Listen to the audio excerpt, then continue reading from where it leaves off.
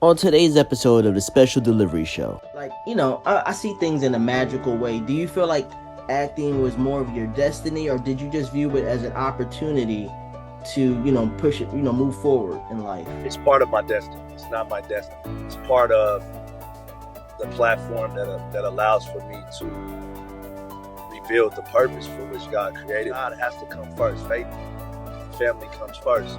With no faith, you can't do anything.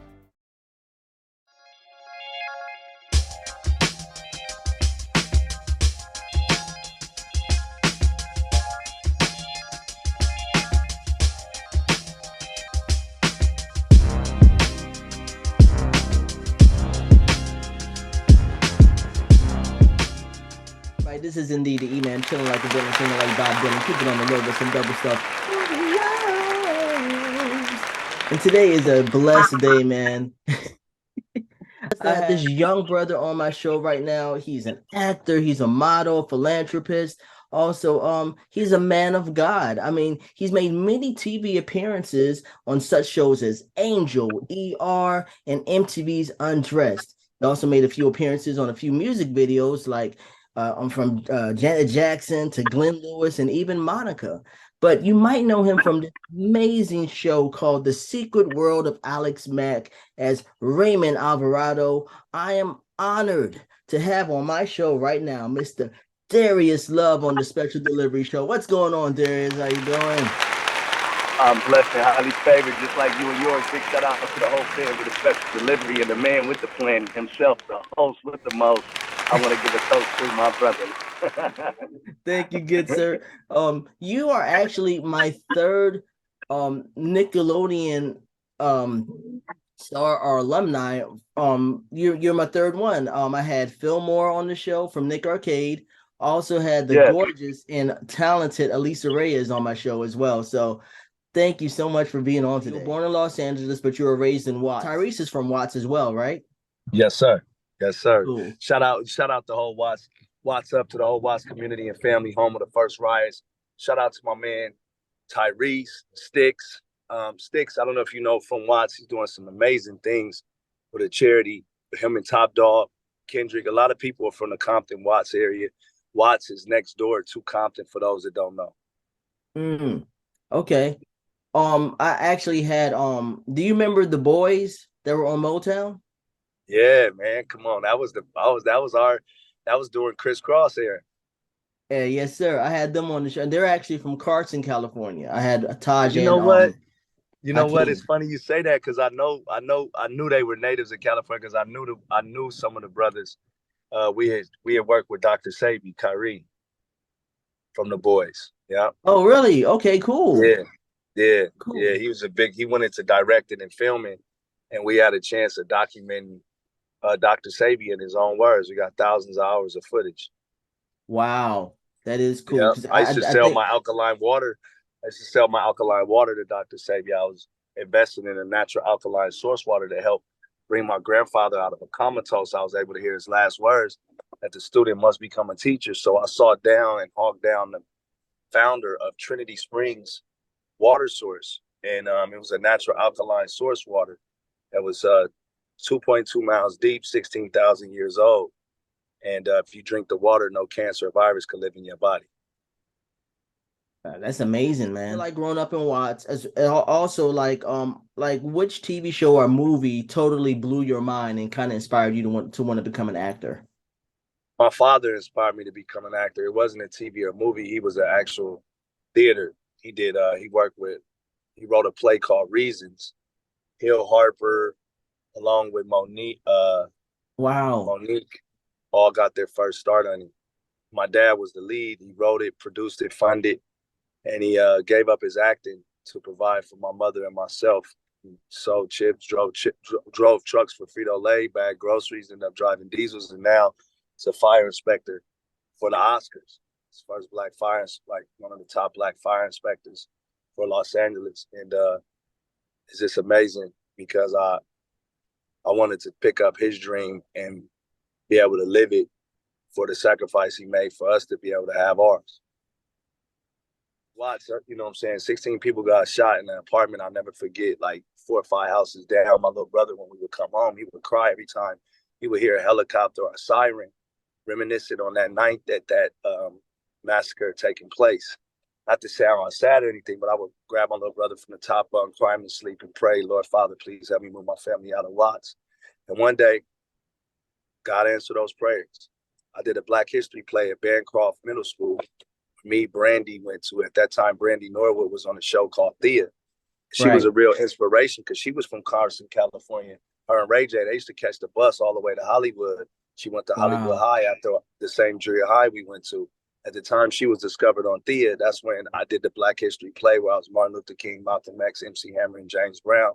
Got a write-up in the newspaper from Bancroft Middle School, and then the Hollywood Reporter and Nickelodeon saw that, came to the school, auditioned me, and I booked Alex Mack.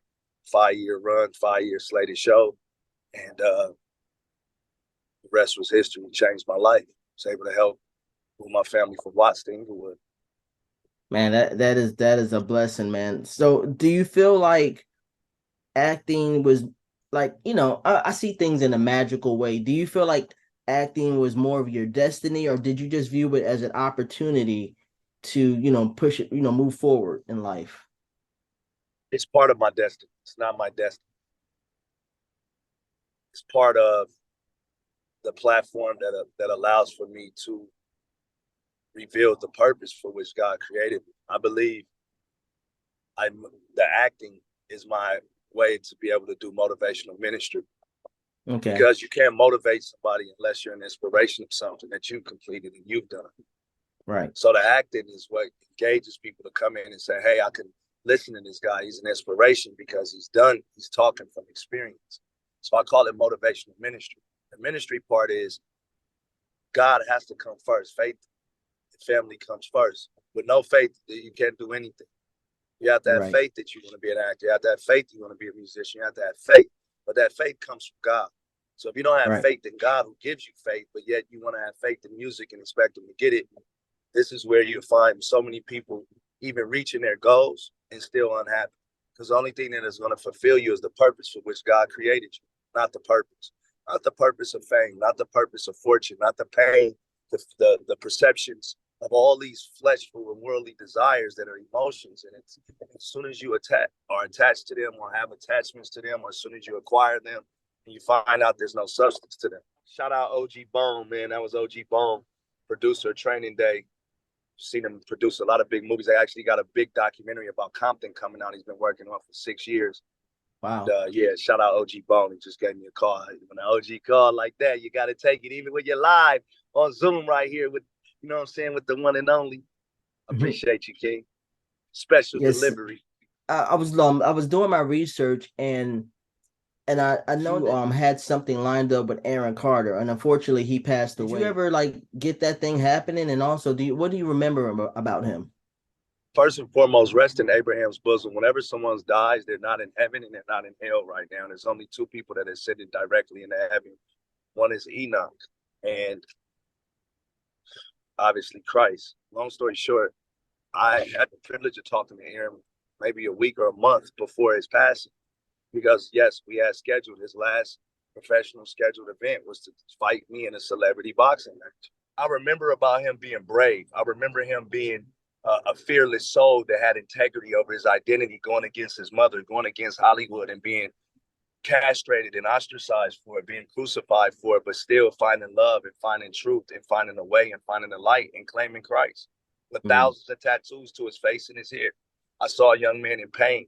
I saw a young man that wasn't listened to and didn't find a way to express himself from the pain.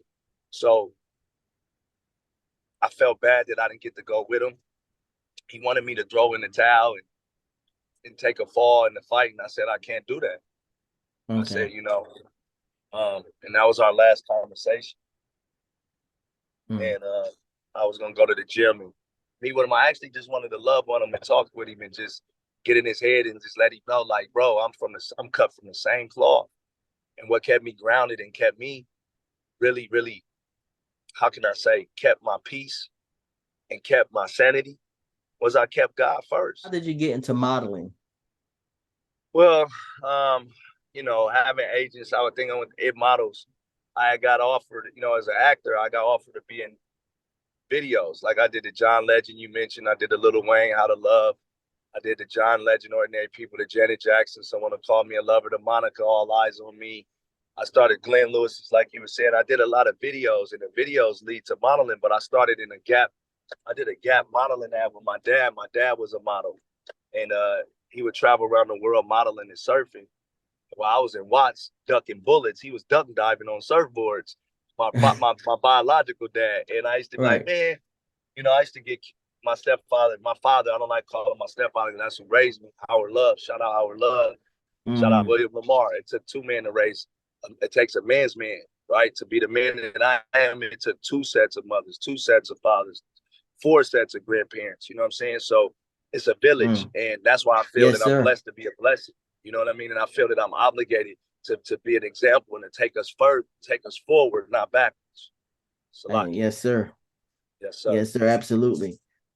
Now I wanted to talk about the secret world of Alex Mack, man. Okay, like you gotta excuse me, man. I'm gonna geek out a little bit, man. Nah, you ain't geeking out, bro. You tight. You asking the right questions. You being able to break down all of the things we need to talk about in a way without people even understanding what you're doing. So I salute to you, brother. Great questions.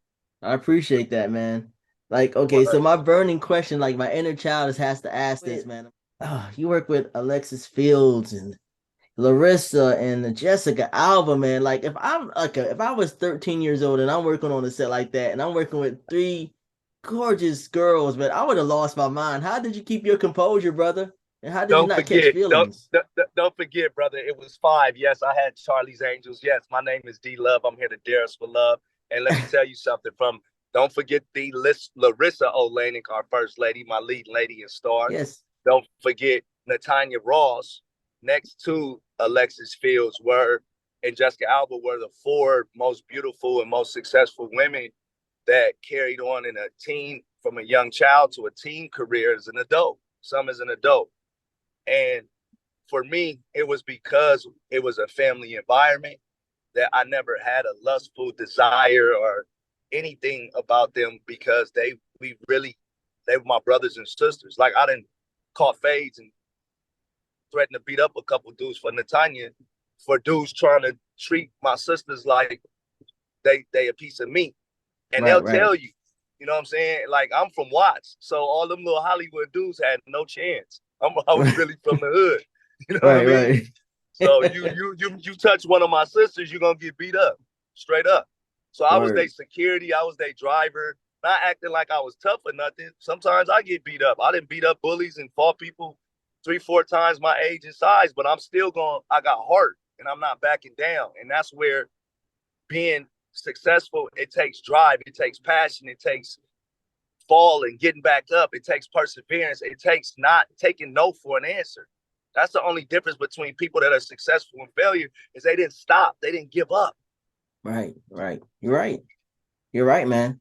And I gotta give you your props too, man, because like, dude, I gotta give you your props because you always had a fresh cut on that show. It didn't look crazy, had it fresh. Who was your barber? My own And shout barber, out to I my didn't let barber. them. Shout out to my barber Yeah, Daryl, man. shout out my barber Greg. Cause look, I didn't let them determine the look of what Ray Alvarado should look like.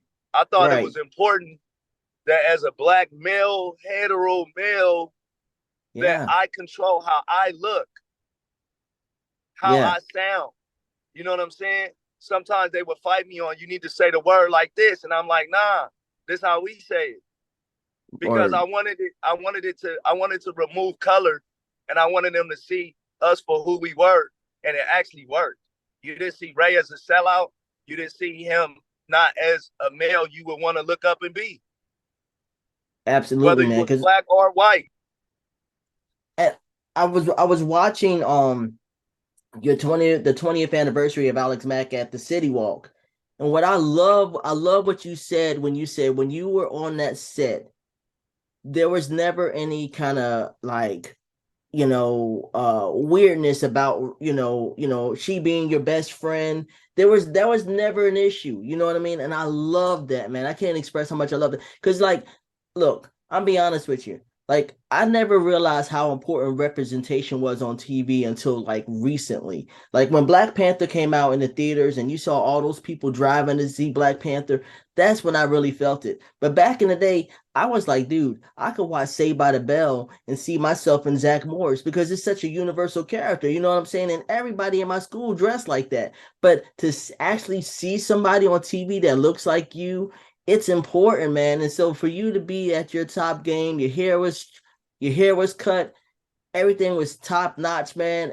I love that, man. It's so cool. I got to give you your props, man. Thank you, brother. That was an important one for me because I knew then the young man looking up or looking at this, they gonna say I could go in a world of Caucasians and I could be myself and have that cut and be hip and still be accepted. And it's Yeah, cool. I'm so glad that you caught that because at 13 I was thinking like that, which is absolutely. why I'm like, nah, y'all can't cut my hair. I got it. Yeah, I'll pay for word. it, put it in my check. And I was emancipated. Magic Johnson was my business manager at age 12. I had my first IRA. My aunt was an interior designer for Urban Magic Johnson. Shout out Magic Johnson Enterprises leader Richardson, Darwin Mm. Payton, man, just everybody, man. I want to say a big shout out, especially to Andre Johnson, Magic's son. We had a chance to like bond as brothers. We kind of look alike in Urban. I'll never forget. He was doing his midnight summers. He had me in a celebrity basketball game. He's like, I got somebody I want you to meet. I'll never Wow. forget this, bro. And the person he wanted me to meet, right, was Kobe Bryant. Because he said, hey, I got somebody. This dude look just like you. I'm like, huh? And mind you, I don't know who Kobe Bryant is because I wasn't like a big basketball. I didn't watch TV. I was too Right, busy making TV. Like when you're on right. TV as a kid and you're on Sister, you're on Alex Mack, you're on Disney and Nickelodeon at the Saints, you got like you don't have that time and luxury like everybody else who's watching the shows and enjoying it. You're making them. I'm memorizing scripts. I got home studies. I got a, Mm. a, a business that I started for my friends, a street promotion marketing, where we would pass out tapes and CDs at all the pep rallies, and we'd make $1,000 every 2 weeks from the record labels. But I had 9 guys. Instead of me giving them $1,000, I gave them responsibility in our street promotions and marketing company. And then that led to us doing concerts for Outkast, Gangstar, Boot Camp, Jay-Z, Wake, the Wu-Tang Clan. Like we took our promotions and marketing company from passing out stickers and tapes to actually throwing the concert and events at age under 18. Wow. So, I got about 9 to 7, 8 friends that can say, that's from your inspiration and success, because real leaders reduplicate themselves. I got tired of buying an Averex jacket or buying shoes for all my friends. Not that something was wrong with them, but I knew if I didn't come up with a solution, like I'm not gonna go eat and they ain't gonna eat. I'm not gonna get new clothes and they got holes in theirs. So this is how your young entertainers go broke because that Mm. everybody else around them don't have it and you got it. And so until Right. you in a position and understanding until when you got it, what you gonna do with it? You gonna let your family and your family suffer with lights off on a holiday or something? You knowing you eating? You gonna let somebody walk while you driving? You could Mm. you could just pass somebody up like that and know they struggling and you bubbling. Right. You're So right. I couldn't. I felt like God blessed me to do something about everybody and everything around me, and I'm glad I had that kind of approach when it comes to success. I feel success is responsibility. Some people feel like success is I'm supposed to be honored, I'm supposed to be praised, I'm supposed to be glorified, I'm supposed to be worshiped and idolized. No, you're not. Right. Well, really, when we're on the set, you got people putting makeup, dressing you, clothing you, feeding you. That ain't even work, man. You getting pampered. I feel like a king when I'm on a movie set. You know what I'm saying? That ain't work Yeah. compared Yeah. to the hardworking Latino community, compared to the hardworking class community. That ain't work. That's a privilege. Mm. Be telling You're me, right. oh, here's man, and some of my fellow actors and brothers and entertainers and celebrities, because they don't really get the real work is the inspiration. When these people come up and say you are inspiration to me, or I grew up to you, or you helped me get out those trenches or out those hard times, or you was that family. I told Felicia Rashad, you was that mother and family I didn't have watching the Cosmos. Mm. Absolutely. I Yeah. mean, I had that mother, but I'm saying for those that didn't have that mother, she was that mother. They Oh, were for that sure. family. Absolutely. I actually had an opportunity to meet her randomly at this grocery store I worked at. And dude, it was so trippy because it's like she felt like a relative, just like you're talking about. Like so I walked up to her, I said, Mrs. Rashad, do you need any help with anything? She's like, no. And then like a week later, I lied to you not, a week later, her sister, Debbie Allen, came in. And they were like night and day, man. She had such energy and she was so nice. Both of them were so Oh cool. I man, just that's want to awesome. say, Yeah, Debbie Allen and Felicia Rashad are best of friends, more like sisters. And you're absolutely right, brother. Like you're absolutely right. Like I got a chance to meet her at an Oscar party and oh, walked her cool. out of the car the same way. Man, I just walk into your car, man. Da, da, da, da, da. I got the picture to prove it. It's on my IG. And it was like, because you know, women, a woman's woman, a classy woman, a very eclectic woman is very rare. You know what I Mm. mean? Oh, Because yeah. that kind of woman, you automatically have respect for. You know, not you ain't even thinking about disrespect because there's no disrespect within there. It's not even energy. They don't even exuberate that kind of energy to even think, have those thoughts, let alone Mm. those actions. Yeah. Yeah, they're just two amazing sisters in real life, and they're amazing women in general. Um, I wanted to okay, I just gotta say this though. When going back to Larissa Olenek, it's so trippy because like I remember when I watched 10 Things I Hate About You in the movie theater, and I didn't know she was in it.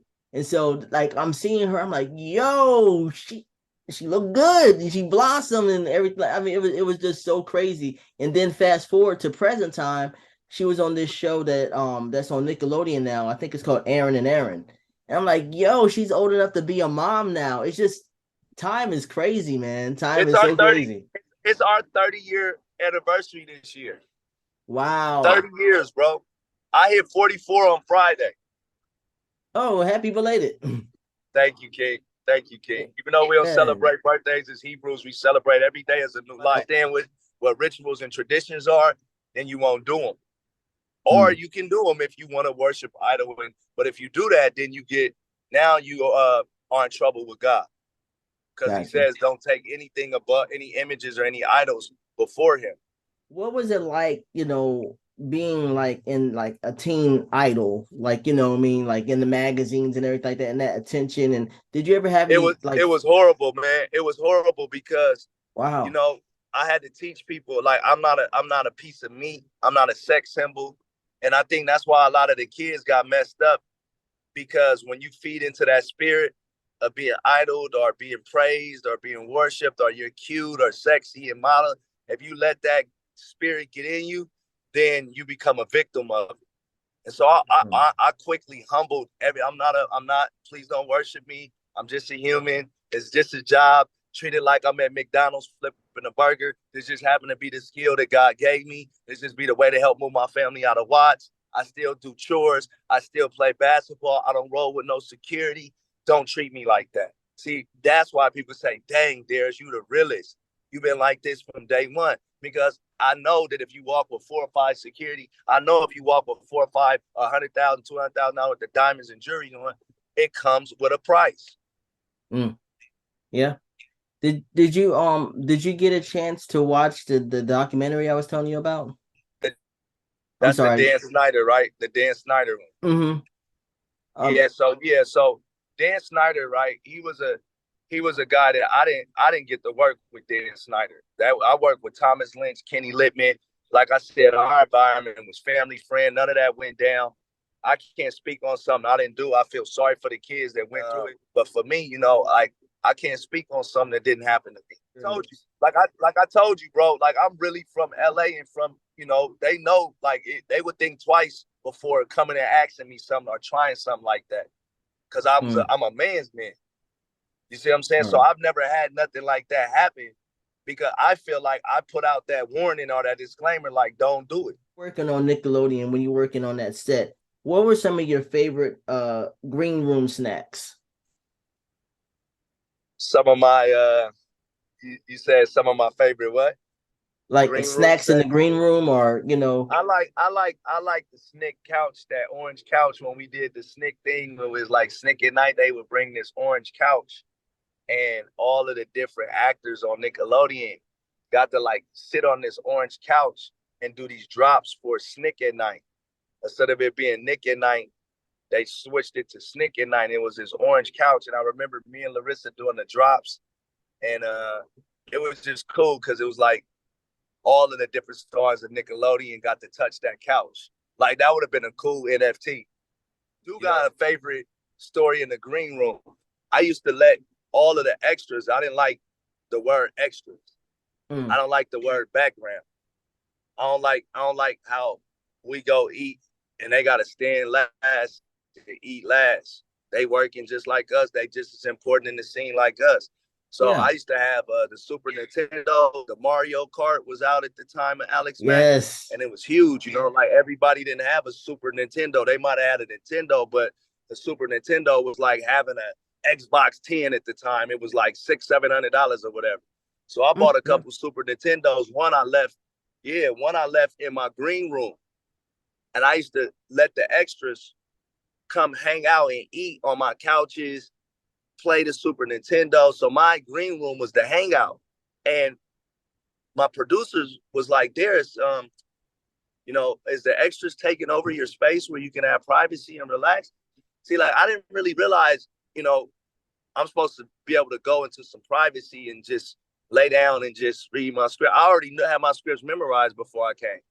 I was just ready to work. So I would go hang out with the gaffers, the grips. I would go learn what is it be a gaffer? What is it be a grip? I wasn't sitting and laying in my room. That was the last thing I want to do was lay down and be quiet. Like I'm here to work.